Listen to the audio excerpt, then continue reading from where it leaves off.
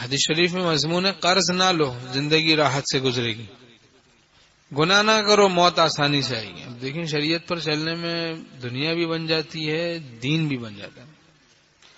کتنے ایسے لوگ ہیں جو قرض لینے کی عادت بنا لیتے ہیں، بس ذرا سی بات پہ قرض لے لیا، اب وہ 10 20 روپے لیتے ہیں، پھر 1000 روپے لینے لگ جاتے ہیں، پھر 5 ہزار لینے لگ جاتے ہیں، پھر 10 ہزار لینے، پھر لاکھ روپے، پھر سلسلہ پھر لاکھوں میں چلا جاتا ہے، پھر کروڑوں میں چلا جاتا ہے، پھر قرض اتنا تو کوئی دیتا نہیں، عادت تو پڑ گئی، اب سودی قرض لیتے ہیں اور دنیا اور آخرت اپنی تباہ کرتے ہیں۔ کہ سود کی 70 برائیاں ہیں، حدیث شریف میں مضمون ہے ادنا ایسی جیسے سگی ماں کے ساتھ زنا کرنا، اور سود خور کے لیے اللہ کا اعلان جنگ ہے، اعلان جنگ۔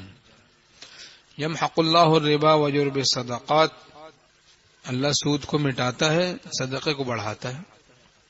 سود پہ لے کے کاروبار شروع کیا، کچھ دن تک تو بڑی جناب مال کی ریل پیل نظر آتی رہی، پھر ایسا کونڈا ہوا کہ سنبھلنا مشکل ہو گیا۔ ایسے لوگ ہمیں معلوم ہیں، اتنی ریل پیل مال کی کہ دیکھنے والے رشک کرنے لگے، ارے بھائی یہ تو بڑا عیش میں ہے۔ کچھ دن سود اور گناہ مومن کو راس نہیں آتا، مومن کو گناہ راس نہیں آتا۔ اب جناب بڑی ریل پیل نظر آ رہی ہے، لیکن کچھ دن کے بعد سارا کونڈا ہو کے رہ گیا، پھنستے ہی چلے گئے۔